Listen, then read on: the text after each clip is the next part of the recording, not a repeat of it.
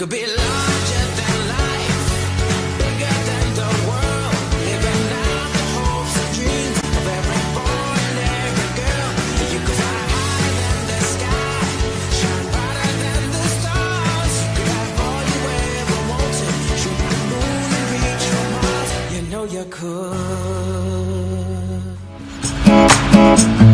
¿Cómo están? Muy buen sábado para todos ustedes. Bienvenidos, como siempre, a este punto de encuentro que es Identidad, el programa de todos los docentes privados de Córdoba, de toda la familia que está en casa y hoy esperando el programa con un tema muy interesante porque vamos a hablar sobre inteligencia emocional. Inteligencia emocional. ¿Cómo hacemos para tener inteligencia emocional?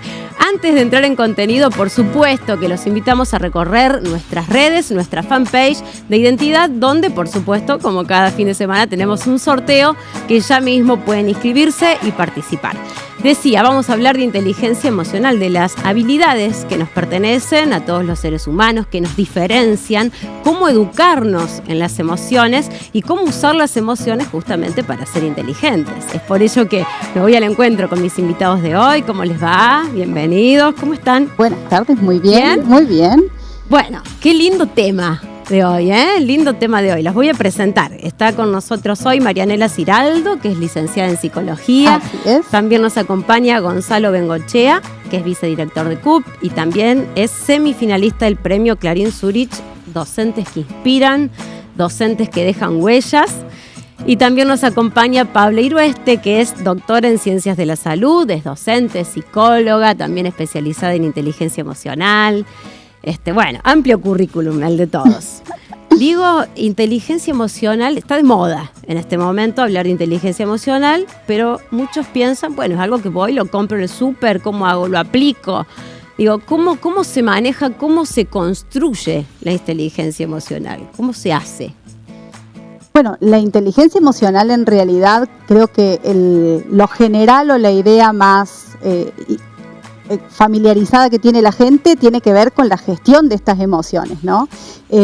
Nosotros al hablar de emoción e inteligencia ya hay como hace un ruido y es una cosa extraña porque se supone que la razón y la inteligencia deberían estar muy separadas de lo que tenga que ver con la emoción. Sí. De hecho, un poco lo que planteaba, sucede que en el aula las emociones deberían quedar por fuera y nos dedicamos solamente a la razón o a la cabeza o a la inteligencia que tiene que ver con formar ese órgano cerebro muy particular. Y la inteligencia en realidad también está ahí, la emoción también está en el cerebro. Entonces aprender a hablar ese código dentro del aula y en colegios en general es muy interesante para trabajar el conjunto de lo que somos. Es importante, ¿no? Resolver, con inteligencia emocional las cosas, lo que nos pasa. La escuela, las instituciones educativas están llenas de conflictos todo el tiempo. Conflictos entre los docentes, los estudiantes, con los directivos, con la familia. Bueno, y la solución de los conflictos necesita emocional, ¿no? No solo buscar la solución por el problema o por el vínculo, sino buscar la solución por el modo, por el cómo y cómo nos comunicamos. Y podemos estar totalmente alejados, pero si cuidamos ese cómo, desde la inteligencia emocional en algún punto nos empezamos a acercar. Claro, prestar atención ahí. Paula, hace poquito estuviste en las charlas TEDx de la Universidad Nacional de Córdoba y vos decías que hiciste muchísimos cursos, investigaciones y estudios sobre inteligencia emocional. Sin embargo, la principal enseñanza te la dio un cerrajero. Sí. ¿Cómo es esto? Conté una anécdota personal que me pasó real. Mi hijo tenía 1 año y medio y se quedó encerrado dentro del auto. Y yo estaba formándome en especialista en esta temática, ¿viste? Y lo primero que atiné cuando me dijo no puedo abrir la puerta es rompo el vidrio. Lo saco como sea, o sea, ya no quedaba especialista en pie. Y vino un hombre muy tranquilo, con mucha paz, observando sobre todo, porque la observación y el registro es lo principal para poder regular las emociones. Y se para frente a la ventana de mi hijo y me dice, dígale que abra la puerta. Y yo no lo creía, tiene 1 año y medio. O sea, ¿cómo va a abrir la puerta? Sí, dígale que abra. Y efectivamente mi hijo abrió la puerta del auto. Entonces yo que estaba formada, daba cursos al respecto, no creía en las infancias y él me demostró que, primero, con calma, con observación, podemos tener salidas alternativas a los conflictos y a los problemas. Así que me quedó muy grabado ese curso. Totalmente, totalmente, ¿no?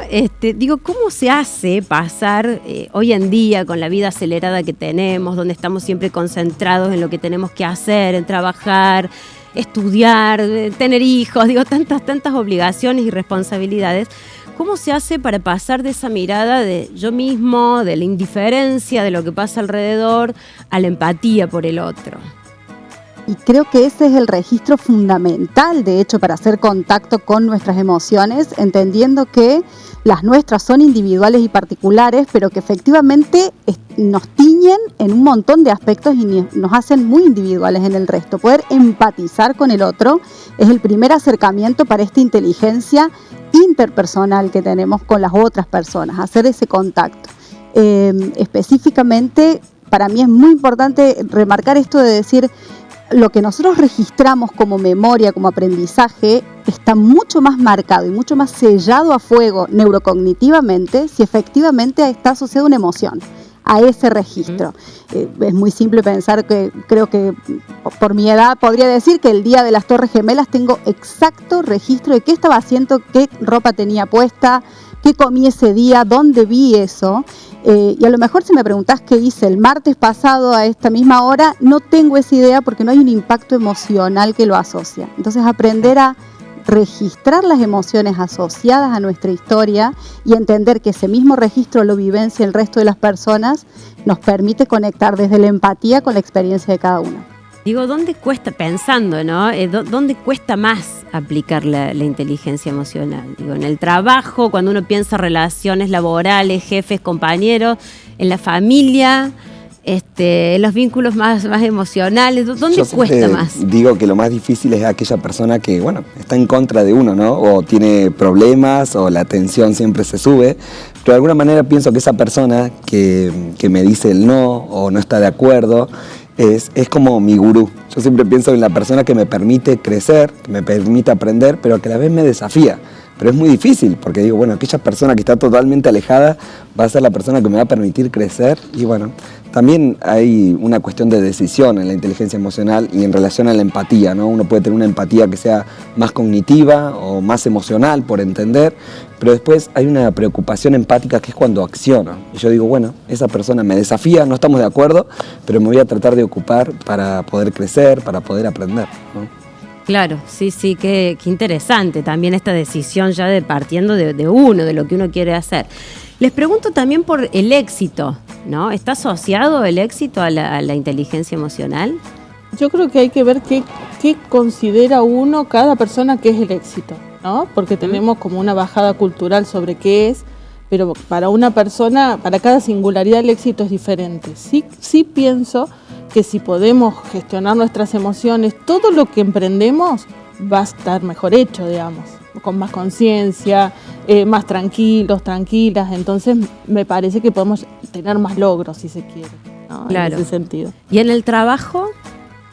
¿No? En el trabajo cuesta aplicar la inteligencia emocional. ¿Cómo se hace? ¿Cómo ven, digo, en la actualidad de hoy, en las empresas, en las organizaciones? ¿Se está trabajando esto, digo, con psicólogos, con recursos humanos? Sería ¿O todavía fantástico que así sea, sería fantástico incorporar esto como un poco en el aula, incluso como materia específicamente, y en las instituciones o las empresas poder permitir que esas cosas afloren? Hay un proceso que tiene que ver con el conocimiento de qué emociones estamos transitando, y es un autorregistro, y saber qué nos está pasando y permitirnos vivir esa experiencia emocional específicamente, para después entender que todos estamos atravesados por lo mismo y empáticamente entender al resto, y que no las podemos dejar afuera. Ese es el punto. Independientemente de aunque querramos efectivamente concentrarnos en una tarea muy específica como es en el trabajo, nuestras emociones nos atraviesan constantemente, se disparan, y empezar a poder gestionarlas nos va a permitir efectivamente, como decía Paula, poder desarrollar tareas desde otra conciencia con un registro más profundo al respecto. Totalmente. Sería genial y estar que más se incorpore. tranquilos también, ¿no? Sabiendo lo que nos pasa. Tal cual. Bueno, vamos a profundizar y vamos a entrar ahora en la escuela. Quiero hablar un poquito de eso, pero hacemos una pausa. Ya venimos.